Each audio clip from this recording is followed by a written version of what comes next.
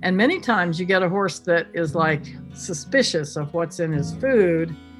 And so you just put a little bit of hemp in, and 3 days later, they're cleaning up their bowl because they have recognized that that was actually good for them. That's Joyce Harman, a veterinarian and hemp pioneer in the world of equine health. This is the Lancaster Farming Industrial Hemp Podcast. My name is Eric Herlock, and today I will talk to Dr. Joyce Harman about her work at the Harmony Equine Clinic in Flint Hill, Virginia, where for nearly 30 years she's been using hemp as a supplement to treat a whole host of health issues in horses. And then we'll hear from Scott Bille from Sustainability Now about the mission to get the folks at Farm Aid to focus on hemp this year and what we all can do to make that happen. But first, we're going to check in with our sponsor, IND Hemp. We'll talk to President Ken Elliott about his eventful trip to the NOCO Hemp Expo.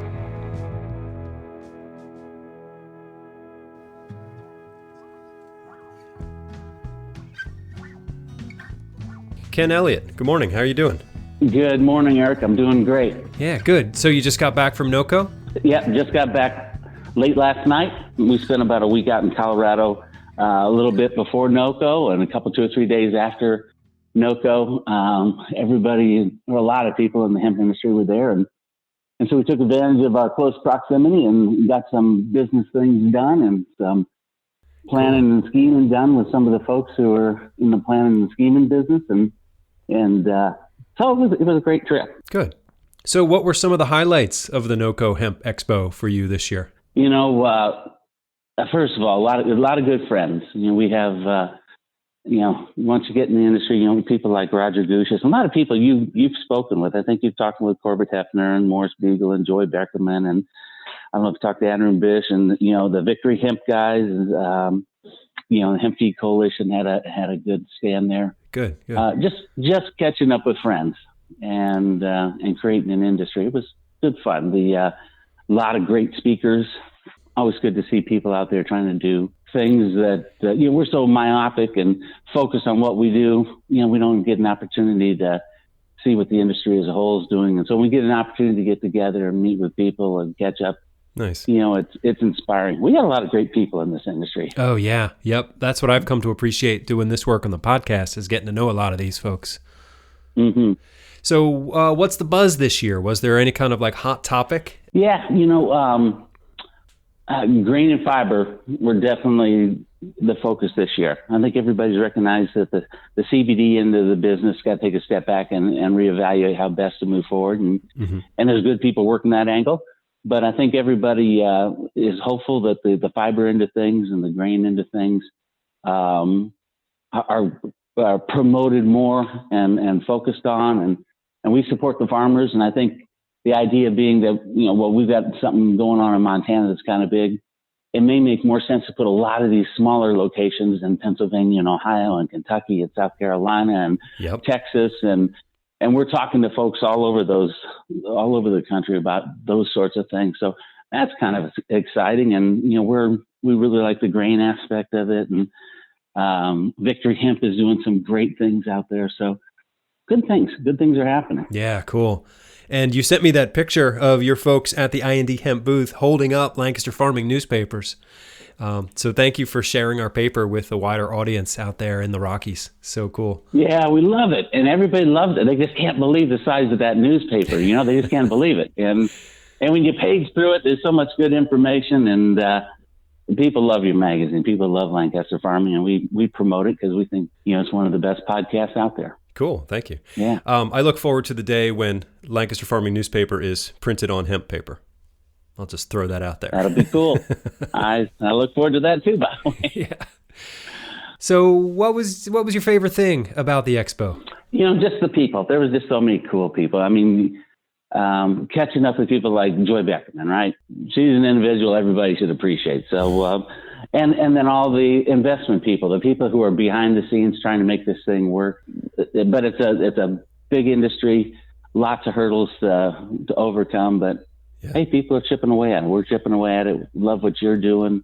Love what everybody else in the industry is doing. We got some things outside of NOCO we're doing. We're working on legislation at the state of Montana. So there's a lot of things happening. I think a lot of good things are going to happen in 2021. Good, a lot of good things happened in 2020. It was just a lot of difficult things happened as well. These are weird times for sure. Yeah, I'm already feeling 2021 is off to a really good start. It's going to be a good year. Yeah, we think so too. Did you see the Renew sports car? Did you see Bruce Dietzen's hemp I did. car?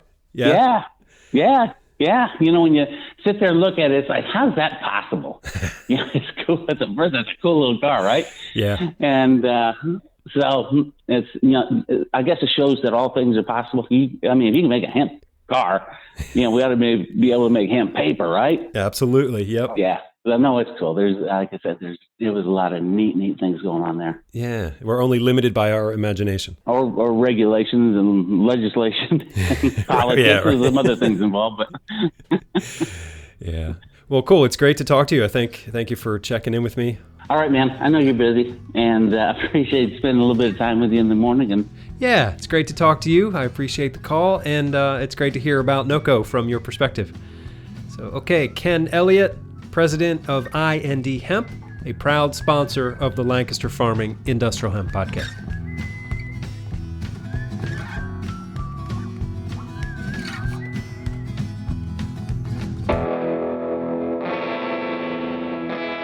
Dr. Joyce Harman from the Harmony Equine Clinic in Flint Hill, Virginia.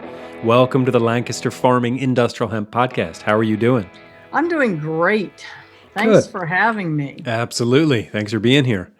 Could you give us a brief introduction? Yes, I'm a veterinarian, conventionally trained, but for the last 31 years, I have had a integrative medicine practice, mostly holistic medicine in Flint Hill, working primarily with horses, do a few dogs and do a few farm animals.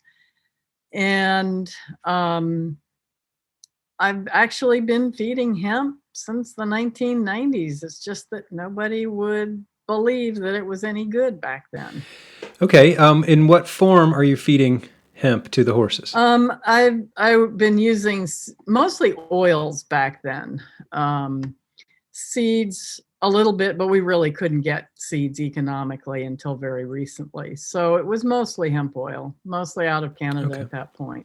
Okay. So how does the hemp oil benefit the horses? What sorts of changes did you see in them after you started adding hemp into their diet?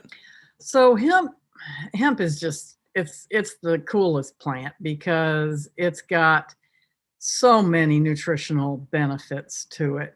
So we have a really great balance of omega-3 fatty acids.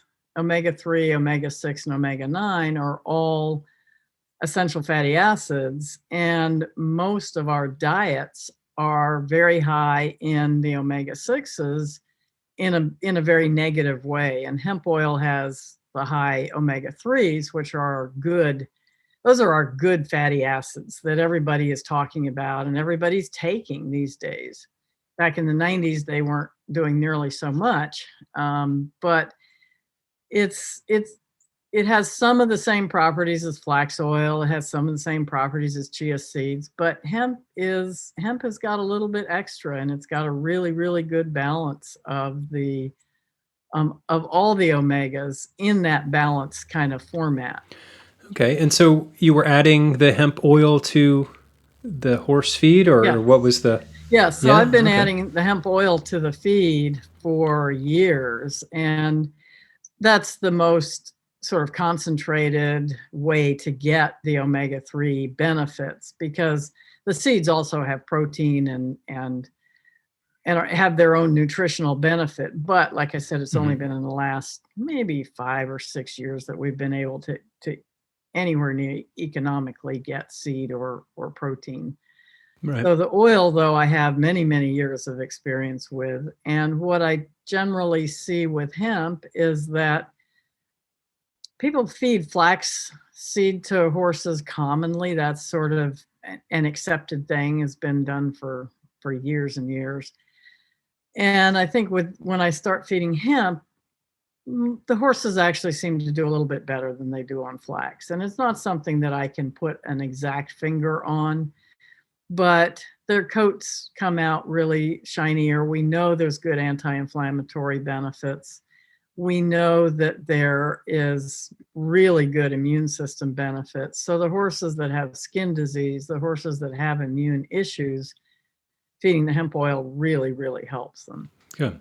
Is there like a certain ratio, hemp oil to, how much food, or like based on the weight of the horse, or how do you determine? It's more based on the weight of the horse and a little bit on the conditions that you're trying to support. Because if I'm trying to just give the horse a little bit of extra benefit, a little bit of an extra shiny coat, but no particular health issues, I might give a couple tablespoons to the average size horse. But if I am trying to work on some skin disease and really enhance that skin immune system, then I may be giving 2 to 4 to even 6 ounces a day, dividing that up into a couple of feedings, and potentially even more on occasion, but usually 2 to 6 ounces a day. Okay. And then at what point do you start to see the benefits? Usually you start seeing changes within, say, 2 to 3 weeks. Oh, okay. You can start seeing benefits. If you're looking at it, say, from a little bit more of a joint support, anti-inflammatory type of basis, or supporting that inflammatory response that horses have to many things, sometimes you'll actually see some of those changes a little bit faster. But skin is one of the hardest things to heal. So that will you start to see changes 2 to 3 weeks out. Okay. And these are horses that people bring to your clinic specifically for these healing methods. Yeah? Yes. Okay. Do you have to get like special permission from the owners to feed hemp to them? No, you can. I mean, you've been able to buy hemp seed oil in the grocery store for years. There was a little period of time in which there was a little bit of fussing around with the regulations, and they were saying you can't sell hemp seed in the grocery store. But basically, we've been able to get it for years. And I had it when I first had a website way back, whenever that was. I was getting it out of Canada, and there were no regulatory issues. And was that designed specifically for equine use, or that was just hemp general oil. Hemp oil? It was just hemp oil. Okay. Because, I've talked to the people at the Hemp Feed Coalition, and there's like a big movement to make it legal to feed hemp seed and hemp cake to, livestock. But I'm surprised that there was no sort of weird regulation keeping horses when you're safe from hemp. Yes. When you're feeding hemp as a supplement and you're not selling it as a feed, there are very different regulations. Okay. So hemp as a supplement, hemp oil or hemp seed as a supplement, there's not really been anything to stop us. I've even used it in a product because one of its benefits is that it helps with insulin resistance, and it helps with the whole glucose metabolism aspect. And so one of my specialties, I've got a couple of them, but is Lyme disease and is insulin resistance and PPID or Cushing's, which are common horse diseases. And so I've been using hemp perfectly legally and hemp seed in supplements for, probably 25 years, 20 years at any rate. Okay. So as a supplement, that has not been an issue. Interestingly enough, I was importing some hemp oil and hemp seed from Canada 4 or 5 years ago, I think. And that got shut down coming across as an equine product. So they started to look at it, I think, a little bit more closely and look at it as a feed rather than just as a supplement. And so that's where it is not a true legal feed ingredient as far as I know. Okay. And that's what the Hemp Seed Coalition, I think, has been working on. Right. Yep. Try to remove all of those Yeah. legal barriers. Yeah. Yes. I mean, because you got to figure that animals and people have been eating hemp in one form or another for thousands. Tens of thousands Yep. of years. Yeah. Yeah. So it is just sort of ridiculous that all of a sudden, like, wait, stop, we're not sure if it's safe. Right. But and the thing is that it's been, for 30 years, you've been able to buy it in the grocery store and feed it to your infant if you want to, but we can't feed it to our horses or our cattle. Yeah. It's just, Yeah. How about other uses of hemp? I mean, I interviewed a veterinarian from Oregon last year by the name of Dr. Patty Mayfield, and she was telling me about, CBD use in pets and how it was illegal for her not only to prescribe CBD for animals, but even to mention it during office visits, with the owners of the pets. But do you run into things like that? The other aspect of, so we have the hemp seed, the hemp protein, the hemp cake, whatever you want to call it over here, which has no CBD in it. Right. Yep. And then we have our hemp flower and leaf that has our CBD in it. So when the CBD regulations were relaxed and we can now grow hemp and people can sell hemp, and in some states you can actually prescribe it, the veterinarians were just left off the piece of paper, basically. So as it was legalized to be talked about and sold and things like that, veterinarians didn't exist. So it was like that we're still left with that federally illegal scheduling of CBD products.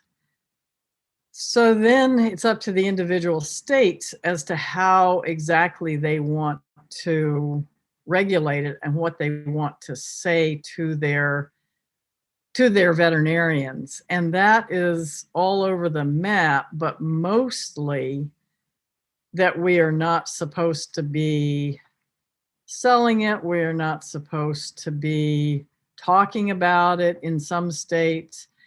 In other states, in the state of Virginia, I am allowed to educate about it. I believe if I were to sell it in the office directly as a veterinarian, I think I could prescribe 7 days worth or something like that. Oh, okay. And maybe get away with it. I can't remember the exact thing, and there's a bunch of laws and stuff that are changing that don't hold me to that exactly. Okay. But I do know, because I have talked through a lawyer to the board about the fact that I am allowed to educate. So I can educate in a meeting like this. I can educate in writing and publications. I can educate. I have some webinars on my own website about it. But as a veterinarian, in some states, they have actually been given cease and desist orders, and they are not allowed to talk about it even with their clients. The problem is that CBD, CBD is an amazingly effective component of hemp for all the same kinds of conditions in horses, dogs, cats, cattle, whatever, that it is in people. It does have an effect on some of the liver enzymes, and so it can actually affect the absorption and distribution of some of the drugs. So the person you should be asking is your veterinarian about hemp, because your veterinarian knows what drugs your animals are on and whether they could possibly interact. And so it's a real conundrum, because the clients want to know, the animal owner wants to know, is this safe to give with my XYZ drug to my horse or whatever? And so there is a lot of talk, and there are individual states who are getting it approved and making it much more, at least letting the veterinarians talk about it and educate their clients and answer clients' questions. Right, because they're bound to have the questions. Yes. So, yeah. Yes. And so in Virginia, we can certainly answer people's questions. We're probably not supposed to walk out and say, this is what I am prescribing for you. But if people ask us, we can do that. Okay.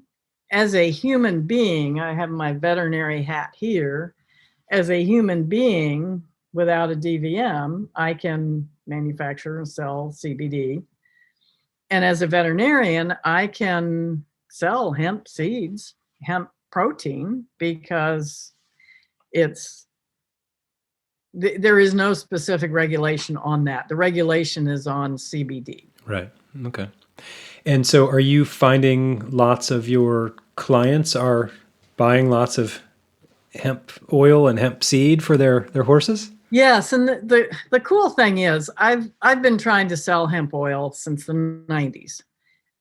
It wasn't cool back then. And so people would buy flax oil, and my hemp oil would kind of sit there, and I'm like, this is the best, this is way better than your flax.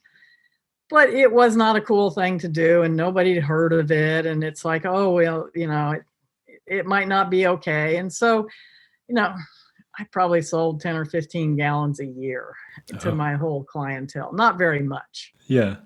And I try to educate people about it and write articles about it and all this kind of stuff. And eventually, more and more of it sold.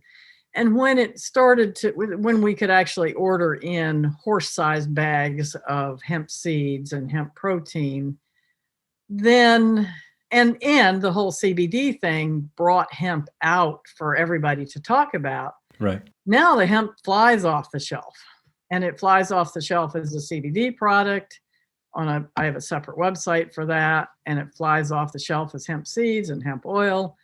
Everybody wants hemp in every format now. Yeah. So it's like, finally, after 30 years, 25 years of trying to sell it. Slow and steady wins the race, right? Yeah. Yeah. So you said you were selling about 15 to 20 gallons per year back then. Mm-hmm. What's, compare that to now? How much are you moving now? That's a good question. I'd have to look, but I'm probably selling, I don't have a huge website or a huge practice, but I'm probably selling 5 gallons a month. Oh, okay. There you go. So much more. Right. And it's catching on even more. I mean, I'm starting to see the orders coming in for us to restock, and then all of a sudden we're out again, and it's like, okay, we got to order some more. So this is a good thing. Right. Because horse people tend to know other horse people, and the word gets around, right? Yes. And because hemp is on everybody's tongue right now, it's like, oh, you're feeding hemp oil. Oh, okay, I'll do that. Instead of back in the 90s and the early 2000s, it's like, oh, you're feeding hemp. I don't know about that. Yeah. What were some of the weirdest reactions you got from people when you tried to, convince them to feed their horses hemp? Well, when you first started talking about hemp, and actually even today, hemp itself there's still, I do an article basically called Demystifying Hemp, because there's still a lot of people that have no clue about the seeds versus the flowers, about the CBD versus the omega-3s versus the protein versus the nutrition, the minerals, I mean, all the different kinds of stuff. People really still don't totally understand it. Back in the 2000s, people would kind of either just kind of nod their head and go, oh yeah, that sounds interesting, and then not buy any. There were definitely people who would kind of wink and say, oh, you're selling hemp. And it's like, yeah, I'm selling hemp oil and there's nothing in it.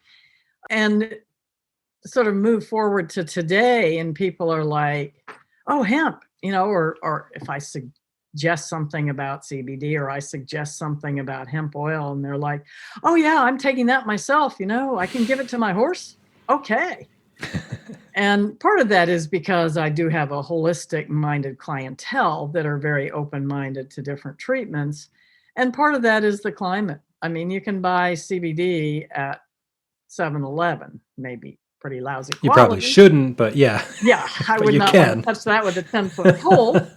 But you can. And so, every gas station has a little sign, CBD sold here. And people don't even realize that that's hemp, and they don't even realize the nutritional benefit of the other side of the hemp. Right. Yeah, that's what I've been trying to focus on with this podcast. I mean, sure, I have to talk about CBD because it's an issue that farmers are curious about, but yeah, it's the grain and fiber side of this industry that's like the long-term promise. Like, this is what it's really about. Yes.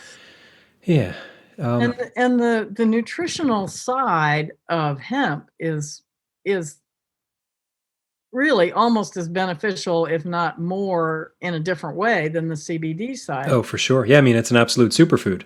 It's a superfood. And when we look in the horse world, and actually this probably holds true in the livestock, is that with the hemp protein that can be sort of concentrated, we have a non-GMO protein source that is vegetarian, that is also contains some of the oils. So we have the beneficial effect of the oils and their immune support, their health support, along with a true non-GMO protein. And the horse world right now is going crazy for protein. And we have all these supplements that are, well, they're both supplements and bags of feed that are 30% protein, and it's 30% genetically modified soybean. And so we could get into a whole discussion about the GMOs, but they are inflammatory, and soybean itself is inflammatory with all its omega-6s. So if you look at it from that perspective, hemp protein is really just as valuable as CBD. It's just different. And I think people need to start to understand where the CBD portion fits. And that has one set of health benefits. And then the protein and the oils. And then we have the fiber, which is a whole nother. We're using fiber in bedding. I was going to ask about that. Are you using that in the bedding? Yep. And so one of my local feed stores has been supplying hemp to their customers. They can't keep it on the shelf. There isn't enough supply here on the East Coast. Right. And so that's a huge market for just growing hemp. You don't have to grow fancy CBD hemp that you have to tend to and take care of and mollycoddle a little bit. You can grow hemp, truly industrial hemp, for fiber and for the seed. But then we run into the problem of the lack of processing capacity, at least here on the East Coast. Yeah. So huge issue with processing. Yeah. And we have a little local Rappahannock Hemp Cooperative, and there's several growers around in the area that are interested and are trying to move into growing larger quantities. But here in the East, we have mostly smaller farms compared to what they have out in the West. And it's going to take a while for us to plant the acreage to make the processing viable, whether it's for fiber, whether it's for herd, whether it's for whatever, for CBD. We just don't have the processing here. And that's what we really need to focus on, because we've got people, we get approached by farmers all the time in our local Rappahannock Hemp Cooperative that want to grow. They've got 50 acres, they've got 100 acres. They would love to grow. And we have to say, you'd better find your outlet before you put the first seed in the ground. Yep. Nobody's going to buy it. We have, in the last couple of years, I think most of the hemp crop that's been planted in Virginia has ended up either in small boutique processing, backyard processing plants, or molding in the field, because there isn't a place for it. Yeah. Same here in Pennsylvania. If it's not, it's probably not in the field anymore, but it's like stored somewhere in a barn, just waiting. Yes. Yeah, we have that too. Yeah. It's just an absolute glut, because farmers got into it in 2019. They had dollar signs in their eyes. They're going to make $50,000 an acre, and everyone was in. Yeah, and that didn't last long. No, and it's sad because from here, really, I mean, all up and down the East Coast, but you get farther south into Southern Virginia, you get into the toxic tobacco soils in Southern Virginia, North Carolina, Tennessee, Kentucky, Western Kentucky. All those areas are really impoverished, partly because the tobacco industry has kind of moved out. And there's not a lot else that's going to grow down there. We can grow hemp for bedding down there really, really easily and put these farmers on the map. Yeah. But we need processing for them, right, so that they can, so they have an outlet, so they actually do make that money instead of watching it sit in the barn. Yeah. I mean, hemp is this elegant solution for so many, problems in our world. And we just need people to, I guess we need the millionaires and billionaires to come in and just buy some processors or something. Right. Yeah. And I believe that our governor last year said that he was going to sign off on a processing plant, but I'm not sure that I've heard that it's actually physically happening, and that probably has to do somewhat with the funding. But what we need is to set up processing plants. They can start small and then begin to grow, but we need that. You mentioned the toxic soils of the tobacco growing areas. And you said to grow for bedding there, because we wouldn't want to eat that because of the toxicity of the soil. Yes. So hemp's a bioaccumulator. It cleans those soils, but guess what? That stuff goes into the plant. into the plant. Yeah. So down there, where those tobacco, as my understanding, gets sprayed with everything under the sun. And then people smoke it. It just doesn't make sense. No, we won't even go there. But what's left behind is soil that really is not suitable for growing a lot. And it wasn't great soil to begin with. Industrial hemp really doesn't care. Yeah. It's happy to grow there. It's a weed. Didn't they call it a weed? That's what I've heard. A long time ago. Yeah. So it's still a weed, and it's very capable of growing with minimal inputs in those kinds of areas. Mm-hmm. If you're going to grow for CBD, you've got to be on organic soil. You've got to be on healthy soil. And if you're going to grow for seed for feed, the same sort of thing. You don't want the toxins there, but you can take that seed and replant it and make bedding and fiber. Mm-hmm. And so we need, not only do we need the bedding, but we need fiber processing for making whatever. I mean, in the old days, they made ropes, but they also made clothing that never wore out. Right. We could be making so many things. There's 7,000 to 10,000 uses for the hemp plant. Yeah, it depends on who you talk to. I've heard, upwards of 25,000, and it's really just limited by our imagination at this point. And we've got the oil that can come out of some of that toxic southern soil that can be used as fuel. It's a good biofuel. Yeah, and you can actually sort of parse apart the different parts of the plant and turn it into like what's, I guess, called bioplastics, the polymers and things like that. Yes. And so, once we get to a big enough scale, you're going to see this plant disrupt so many different industries, for positive change. Back in the 40s, Ford had their fiberglass car that was made out of hemp fiber. Right. And I heard a rumor, which I don't know is true, that North Carolina or South Carolina has a BMW plant that's starting to play around with that. But with the whole bioplastics aspect, not just the fiberglass type of a product, but the bioplastics, there's a whole technology there that's just totally untapped. Yep. So it's completely renewable resource. Paper. Mm-hmm. I mean, we're cutting down virgin forests for paper. Yeah. It's insane. We could be growing paper on the hills of West Virginia. Right. Yeah, it's frustrating. You mentioned BMW, and I know they are using like a non-woven hemp fiber in like the insides of their car, but that's great to hear that maybe they're also looking into, the outside of the car. There's an inventor named Bruce Michael Dietzen. He's in Florida, He's got a company called Renew Sports Car, and he's prototyped a few of these, and he's built the bodies of these cars out of hemp, and they look great, and they're lighter than anything else, so they're faster, and there's all kinds of neat things around that.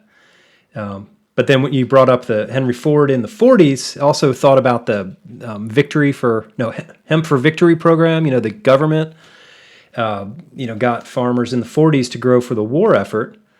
And that to me has like a present day kind of analog, because the reason they wanted to grow hemp then was because the supply chains were cut off, because the Japanese had taken the Philippines, and that's where our hemp came from. And then fast forward to 2020, when all of our global supply chains were disrupted by the pandemic. It's like, well, let's have local supply chains, let's set up these areas all over our country where we can grow the crops close to where we process the crops, and then we manufacture everything we need. And it seems like that's the future I want to live in. Yes. So. And it can do so much for us. Hemp can be that ticket. And many of the impoverished states where a lot of people don't have a lot of resources, you can grow hemp on 10 acres. Mm-hmm. You don't have to have, a Montana farm of 10,000 acres. Right, you can have a 10-acre farm and sell it for seed, for fiber, for fuel. You can burn it for fuel. The cottage industries to make hemp clothing could be right there. Yep. If we just could process the fiber. Yeah. Locally. It's exciting and frustrating at the same time, because it's like, I know we have to be patient and go slow. Yeah. Right. Imagine where we would have been if, the whole reefer madness thing hadn't been, all that propaganda. So, yeah. Oh, well. How about like the racing industry? Do race horses, are they allowed to ingest hemp in any way? So the CBD side of hemp is easy to test for, and it has all these good properties that they don't want you to have. So most of the sport horse industry has said no feeding of CBD, because it can calm the mind, it can reduce the inflammation, it can do all of these good things we want it to do without using drugs. They would rather us use drugs or nothing. So what's the logic behind that? Is that just money from the pharmaceutical industry, or like who's calling those shots? Yeah, I don't know who always calls the shots, but the bottom line is they don't want performance altering drugs or herbs to be used. In reality, there are a lot of drugs that are allowed in certain quantities or certain time frames before the competition. And in some cases, they are allowed during competition. And of course, the drug companies want to control that, but they don't know what to do with the herbs. And hemp falls within that. They don't want people, quote unquote, cheating and calming their horses down. And yet, on the other side of that coin, they're feeding them Xanax and all kinds of drugs that I don't even know about.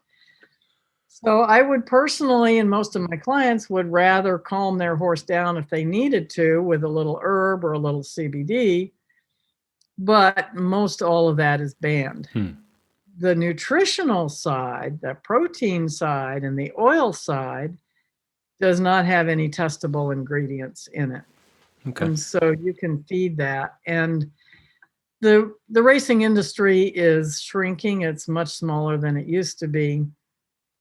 And it is, you can get into the racing industry with supplements and protein and things like that. It is not the big industry that most companies are really going to spend a lot of time and effort chasing. Right. But the benefit to the horses is this really healthy protein and the omega-3s, which are going to help with their overall health, because their health is not all that great. They have a tough life. Right. Where are you sourcing your hemp now? Are you still getting it from Canada, or are you able to source most of it domestically? No, it's all sourced domestically because it can't come over the Canadian border anymore, and we can get it in the U.S. now. So I would much rather source it here in the U.S. if I can. So I'm sourcing CBD type of hemp from organic farmers in Vermont. I'm sourcing the protein and seeds from Colorado and Montana. And so I would love to source it all from Virginia, but we're not. The East Coast is just not here. Vermont's doing a nice job with smaller kind of boutique organic type of farms for the CBD market, but they're not growing enough for they're not growing enough to supply the bedding and the fiber and stuff that we need. I saw on your website, I was reading a little bit about your background, that you are an acupuncturist. Yes. And is that equine acupuncture? Mm-hmm. Yeah. You got to tell me what that's like. Horses love it. Horses love me as a vet. I mean, normally the horses see the vet and they're like hiding in the back of their stall, get away from me. I have the horses coming out to say hi to me. And if they want to be on the list to be worked on. So I do acupuncture. I do chiropractic. And chiropractic on horses is also, I'm very, very gentle. Horses are very, very responsive. Acupuncture is putting needles into the horse's skin. And most of the horses like it. And if they don't, I use a laser because some horses don't like needles. Fair enough. I can relate to that. Chiropractic is done with my hands. I do a lot of herbal medicine, which is probably how, it's where hemp is a natural extension of herbal products. Sure. And I do a lot of homeopathic medicine. Okay. And so I blend all of those modalities with my treatment program. And I do some telephone work so I can help people that don't live right here in Virginia. And but the acupuncture and the chiropractic is my hands-on. Are there many other folks in the equine health space doing acupuncture? Yes. It's actually, acupuncture is the most popular of all the alternative modalities. And in my area, most of the big practices have somebody doing at least a little bit of acupuncture. And that's probably true throughout most of the country. Not that people are like, I'm very much a specialist, and that is all I do is the holistic medicine. But many of the other practices, they just incorporate acupuncture. Acupuncture is so good for musculoskeletal issues. And that's what 80% of what we're trying to treat with horses has to do with that musculoskeletal system, one way or another.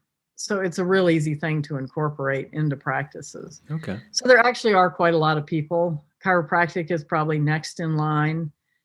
Chiropractic, the quality of chiropractic and the type of chiropractic varies a little bit more. There are some people, especially out west, that get pretty rough with the horses. You can be very, very gentle with horses doing chiropractic, but people think, it takes X amount of force to do a human. It must take 10 times X to do a horse. And in reality, it probably takes less than to do a human, because horses are really so responsive. They really love it. How about on the hemp side? Are there other veterinarians like in your network that are feeding hemp oil and seed and everything? Yes, more and more.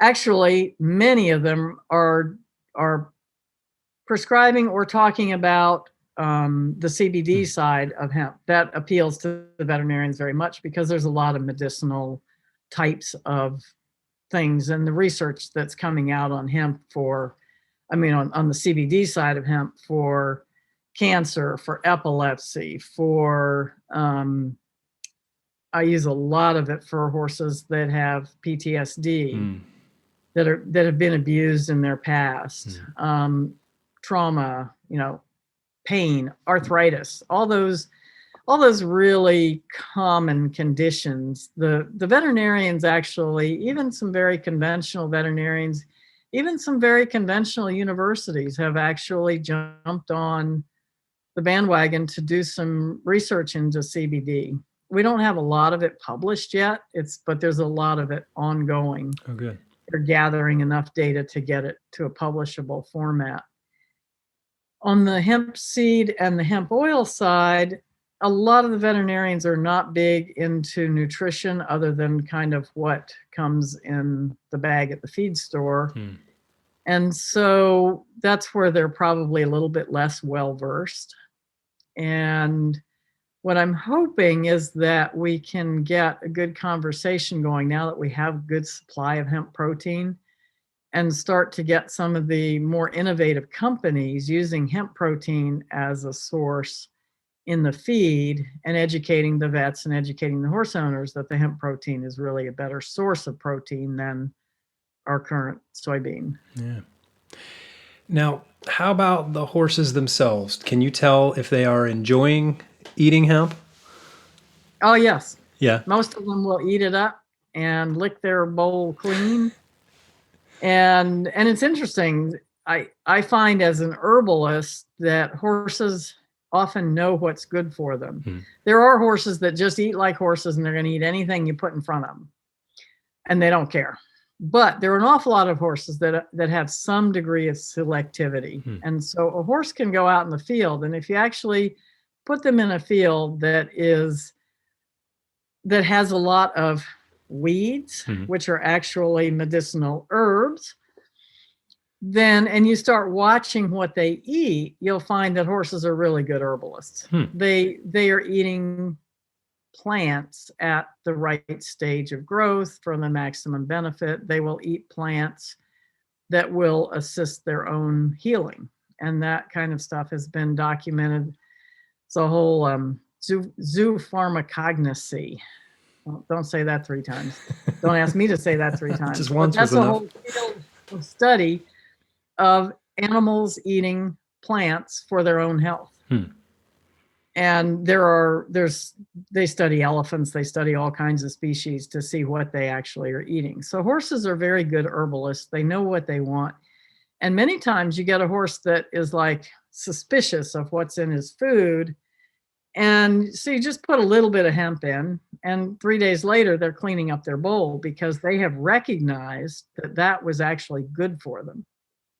And by the same token, if they eat a bunch of hemp for a while and then they quit eating it, it's like, okay, maybe they're finished for right now. Right. They don't need it anymore.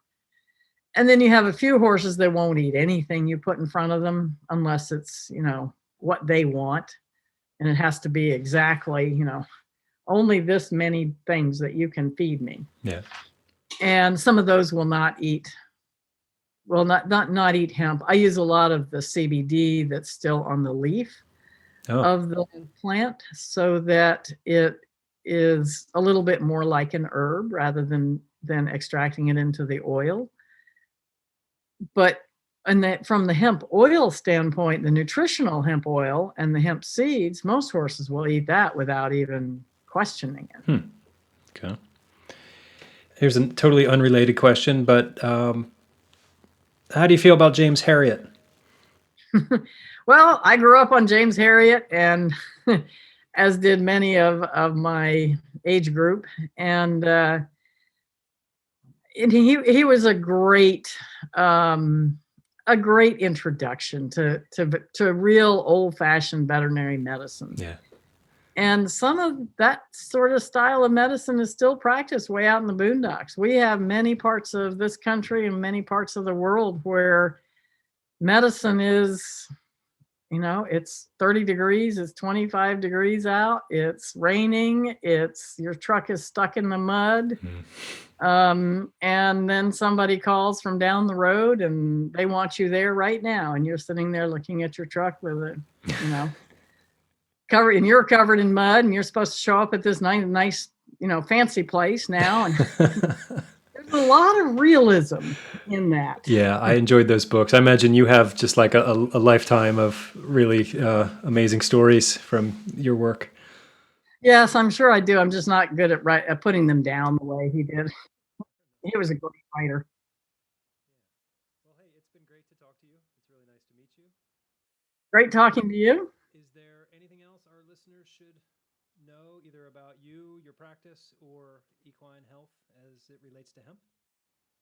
Well, I think we're at and where the door is opening to the true benefits of hemp for horses. And I'm going to continue to use it more and more in my practice as people are more and more open. I mean, I'd probably feed it in one form or another to almost every horse, but we're going to see it becoming part of the conversation in conventional nutrition, in holistic nutrition, and in medicine, looking from the CBD side. But really, there's a lot of medicinal benefits to our omega-3s. And there's anti-cancer benefits to omega-3s. There's immune system, tons of immune system research. So it's an exciting time to be a vet. And it's really nice to see hemp finally getting its day in the sunshine. All right, Dr. Joyce Harman, thank you very much for being on our show today. You're welcome. Thank you for having me. I'll put some links to Joyce's work at Harmony Equine Clinic on the show page for this episode at lancasterfarming.com. All right, let's switch gears a little bit and talk about industrial hemp at Farm Aid. Scott Bille from Sustainability Now. Welcome to the Lancaster Farming Industrial Hemp Podcast. How are you doing today? Great. Thanks for having me, Eric. Absolutely. So could you give us an introduction? Tell us who you are and what you're doing with Sustainability Now. Sure, definitely. I've been working in environmental issues since the late 80s. I used to be the program director for the Philadelphia Office of Clean Water Action. Did a lot of work around sustainability, integrated pest management, recycling, ocean dumping, lots of things over the years. And for the last 3 years, I've been working with my partner, Mira Rubin, on a project called Sustainability Now. We're a multimedia company with a podcast and social media, and we do weekly movie nights every Thursday night at 7 on the East Coast here to highlight folks who are making a living while making a difference. Our main goal is to help spread people's stories, to inspire others to take action themselves, and also to build community so that folks can help each other out in their missions. And we take a pretty broad approach to sustainability, and we figure that we need to solve problems related to food, energy, housing, water, waste, health, consciousness, and economics as well. Because if a solution doesn't make financial sense, it doesn't make any sense, really. It's not going to be truly sustainable. And all of those things together add up to our main interest in hemp, because hemp really solves all of those problems, including the economics as a source of revenue for farmers during the crop rotation, as well as, full farm programs for hemp as well. Right. Yeah. It's a very elegant solution to a lot of the ills of the world. Absolutely. Yeah. Well, thank you for sharing your story today and for the work you've been doing for these many years. So there's a new mission that you're working on that relates to hemp. Can you tell us a bit about that? Right. We started working with Joe Hickey and Michael Henning. Michael's the director of the film Hempsters, Plant the Seed. And for anybody that remembers the time back in the 90s, I guess it was, that Woody Harrelson got himself arrested for planting a couple of hemp seeds in Kentucky to draw attention to the fact that industrial hemp was illegal for no apparent reason other than its loose connection with its shady cousin cannabis. Let me just stop you there. They're not cousins. They're one and the same. Okay. Hemp is cannabis. Cannabis is hemp.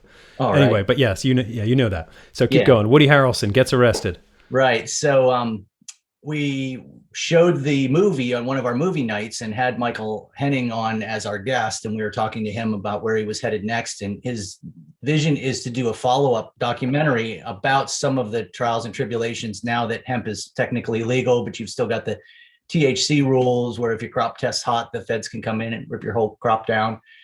And his next vision is a follow-up film called Hempsters Reap the Harvest, where we're talking about taking it to the next level and really turning it into a viable agricultural crop and removing those last few barriers. and making sure people can grow without fear of losing their crops. And his big vision was to have a finale at Farm Aid, and having Farm Aid be focused on hemp. Cool. So we said to ourselves, wow, let's figure out how we can make that happen. So that's where we are. You're making that happen. Yeah, that's the goal. I'm sure just about everybody listening knows Joe Hickey. We did an interview with him as well after that film, and all of these are available on sustainabilitynow.global if you're interested in checking them out. Well, tell us a little bit about Joe Hickey. Yeah, Joe's our interview with him, we called him the godfather of industrial hemp, and his natural, humble nature didn't really like that title, but let us use it anyway.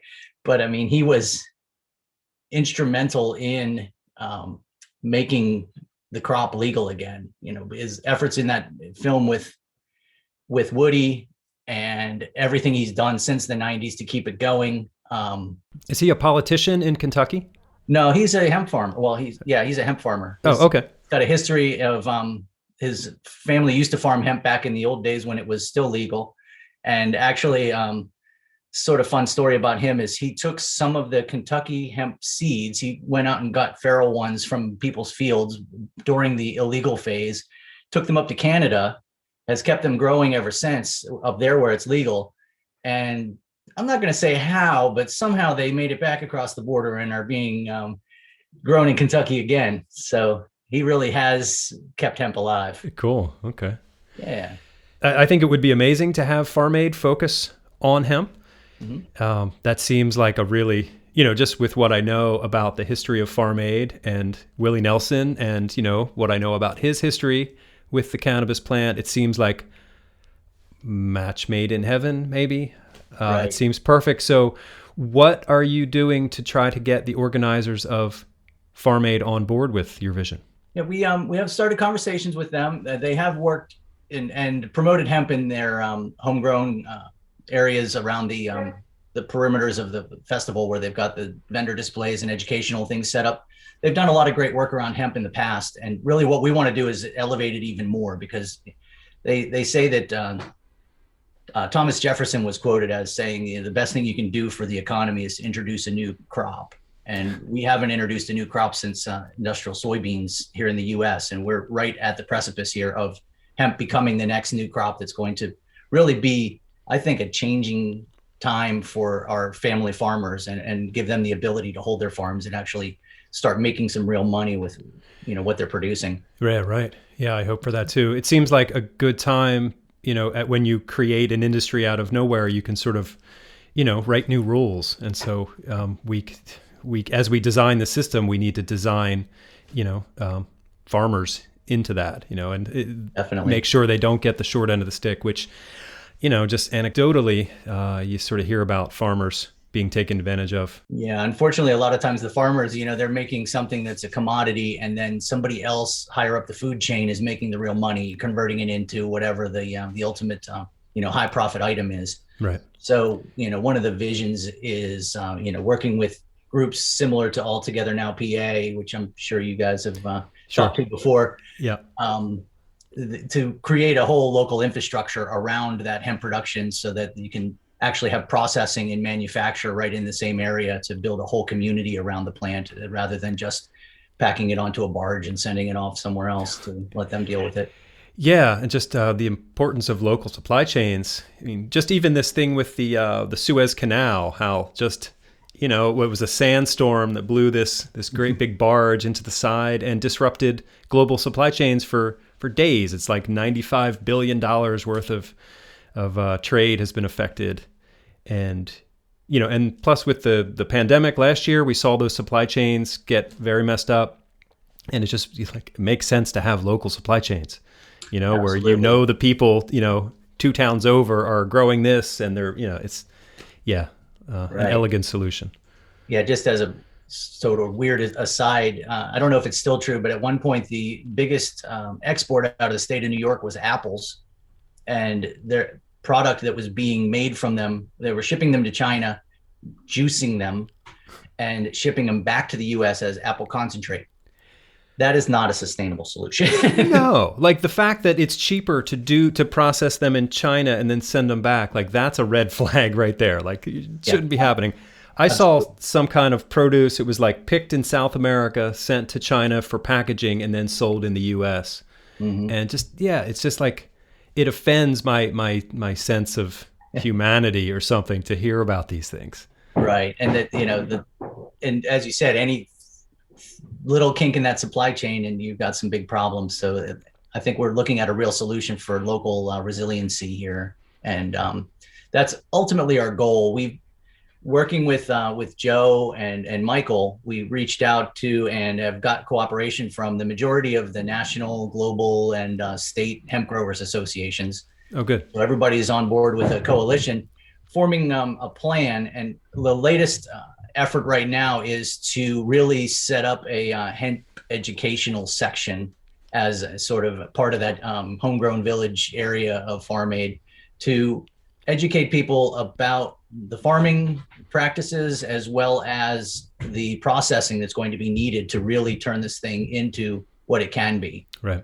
Because you've probably seen with the CBD, the green rush, everybody went out and grew 100 acres of CBD hemp and then didn't stop to think about where they were going to sell it when they got done. Yeah. And I think there's still people sitting on a whole lot of plant matter from that first season of growing, and then it keeps people from doing it the second time. So we really need an integrated solution. It solves all of the issues at once, or else we're going to wind up with too much supply or too much demand and nobody's growing or whatever. Those problems creep into it. Yeah. Do you know much about what the Farm Aid Festival, like where it's going to be hosted this year, or if it's even going to be a live event? Because I think they were virtual last year, right? Correct. And they don't have, the last I spoke to them, they didn't have a plan yet as to where they were going to be. Okay. So our efforts are to both get the educational thing set up and also to help in any way that we can to secure venue, help wherever. One of the partners we have is involved in the Colorado hemp growing organizations, and they seem to think that there's a lot of support out there from the Department of Agriculture and also Red Rocks potentially being a natural place for the festival to be. Yeah, I've been to a couple of shows at Red Rocks, and yeah, that would be amazing to have it there. Yeah, and I don't think they've been there before, so we're not trying to take over the festival and tell them what to do or anything, but we're just trying to help spread the word, and that's why we built that coalition of hemp organizations, was to have that support there. So once the directions are in place, we've got a natural megaphone to speak to all of the people who are interested in hemp, both educating the sort of newcomers at the show itself, and also spreading the word and, getting the word out about the farmers support line and everything else that Farm Aid does. We've got a big group of people who are ready to help spread the word. Yeah, that's awesome. Is there something like specific that this podcast or listeners of the show can do? I thought I heard something about a petition. Is there a petition that we can sign? There is a petition on change.org, and it's different than your normal petition where we're complaining about somebody doing the wrong thing. This is more just to show the public support, just as a proof of concept to let the Farm Aid organizers know that there are a lot of people out here who are interested in this, and we'll be out there helping to spread the word once we take the direction. Cool, that's awesome. And we will put that link on the show page for this episode, so Great. Listeners can go click on that and show their support. Awesome. And it is also the latest post on Sustainability Now's Facebook page, and we'll have it all over all of our social media if people want to come out and follow us. Keep up with what we're up to. Okay, So, and great. Your website is sustainabilitynow.global. Yep, not .com, .global. .global, and I'll put a link to that too on the show page. Cool, great. All right, well, Scott Bille from Sustainability Now, thank you for joining me today. And let's see if we can't get hemp to be the focus of Farm Aid this year. Great, thanks a lot for your help, and keep spreading the word. All right, that does it for today's show. Be sure to check out the show page for this episode at lancasterfarming.com for more information about Harmony Equine Health, Sustainability Now, and that petition to get Farm Aid to focus on hemp. All right, my name is Eric Herlock. I am the digital editor at Lancaster Farming Newspaper, the greatest agricultural newspaper in the world. You can always get in touch with me at podcast@lancasterfarming.com. Hey, and I've mentioned this road trip that I'm putting together for the summer. I'm going to try to visit hemp, fiber, and grain farms and businesses along the different supply chains in the different regions of the country. So if this is you and you wouldn't mind a visit from me and the podcast, get in touch with me. Send me an email, podcast@lancasterfarming.com, as I mentioned before. It's really shaping up to be an incredible transformational trip, and I'm going to try to shine as much light as I can on the fiber and grain side of the hemp industry. Yeah, so I'm looking forward to that. And I'm looking forward to meeting people out in the world. So, okay. Thanks again. Until next time, I will see you in the newspaper. Industrial Hemp.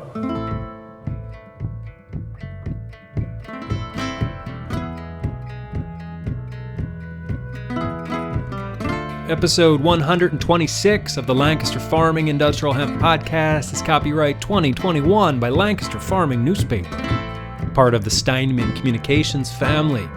Today's show was written and recorded, edited and produced by yours truly, Eric Herlock. Any music you hear throughout the show is courtesy of Tin Bird Shadow.